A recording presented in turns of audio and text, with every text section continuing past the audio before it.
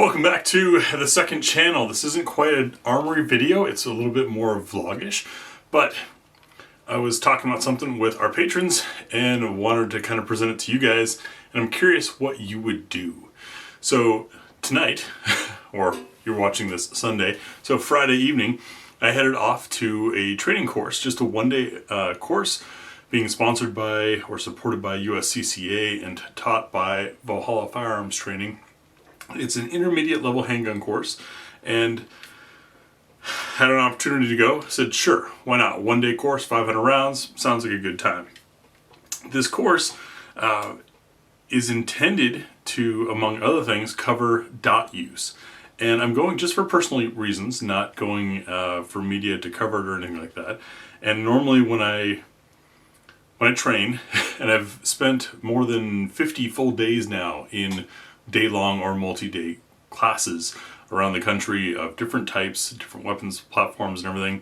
And I'm always torn back and forth between trying a different gun and learning that gun and broadening my knowledge that goes into the reviews, or running my carry gun and making sure that the defensive training is supporting my defensive use. You know, that I'm getting some long-term benefit out of it that way. So I was going to, of course, run my carry gun, Bull Armory SAS 2 TAC 4 1/4. It's my winter carry, and the 3 1/4 is my summer carry, which is more appropriate these days, but for ease of magazines and everything, I like the big guy, especially when it's a long round count. Having something a little bit easier to shoot helps me focus on the curriculum over the gun. Not that the SAS 2 TAC Ultralight, or SAS 2 Ultralight, needs a lot of extra effort. I ran it at the Guardian conference without issues. But the problem is this class involves a dot. And I did not have an opportunity to run out, mount, and zero a dot on this. So then I was looking at, well, what do I have that has a dot on it? And the answer is lots of guns that are competition, range toy, you know, big guns that are not appropriate for carry. And I need to have a holster for it, and I need to have multiple magazines. And so the Tas Sauce came up, and I think this will be interesting.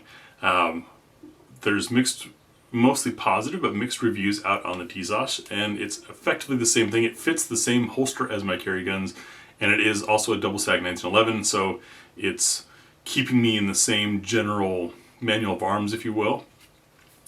But the dot that it has on it is the Viridian RFX11, which is a green dot. I love the green dots. Let's see if I can get it to show up in camera. There you go.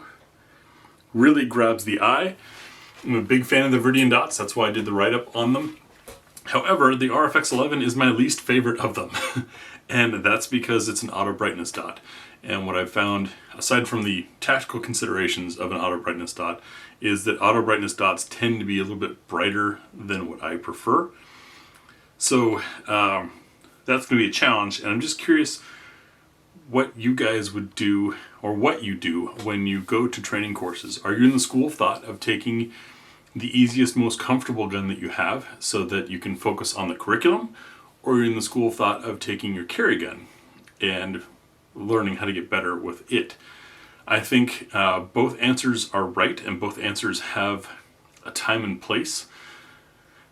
For me this time, and I've talked to some of the staff, and they'd be fine if I didn't run a dot and I could just stick with my carry gun, but I want to learn more about the dot. That's what I'm looking to get out of this course, aside from just sharpening my skills and getting more training under my belt. So I'm going to run a dot that I currently am not in love with on a gun that is pretty good, but I'm not necessarily in love with it, and should make for an interesting experience. The grip on this is also much slicker, and the forecast is temps in the 50s and rain. So cold hands that are going to probably get a little waterlogged on a wet, slick grip. That should make for good training. I'd also like to hear from you guys if you want a report on this course or not. Now, I don't know about taking photos because, like I said, I'm not going as media. I'm going just as a student this time.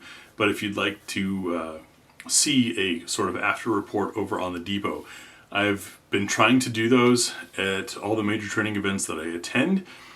However, I've noticed they're not quite as popular. Now, that could just be SEO problems and that people aren't searching the specific course that I'm taking.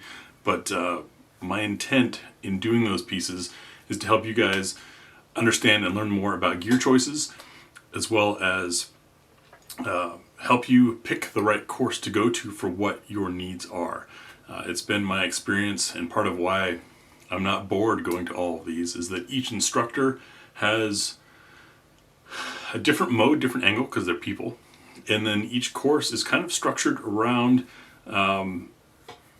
each course has a strength and a weakness, something that it'll focus on more than others. For example, Thunder Ranch is great at giving you a gunfighting mentality, a win the fight, get through it fight mentality. That's, I think, one of their strongest points. Front Sight, which is now gone, gave a lot of armed citizen legal considerations and made for great marksmen and would make for quick draw times. Ideally, the combo is both, but that probably takes more than a 2, 3, or 4 day course to get all that, which again is why I attend all this stuff. So let me know, what do you guys take to courses? If you've been to them, if you haven't been to any, there's nothing wrong with that. Let us know that as well. I know that it's expensive. This particular one, I found out through USCCA, it's $225 or $250 and 500 rounds. And while that's certainly not cheap, it's quite inexpensive for a full day course with a competent instructor. So, I mean, that's cheaper than 2 hours at some rental ranges. So, that's what I'm going through. But let me know about your choices. Let me know about your training preferences. And let me know if you'd like to see a write-up on how this does in the gear that I choose to run. I'll be leaving tonight, and honestly, I still haven't gathered everything up, picked things up. My favorite holster seems to have disappeared. I've got to get the mags, all this stuff figured out before hitting the road to try to beat traffic to get further south in Oregon. Fun times. Alright, hope you guys appreciate this more vlogish style. It is what a lot of you asked for when I first started up the second channel, so here it is.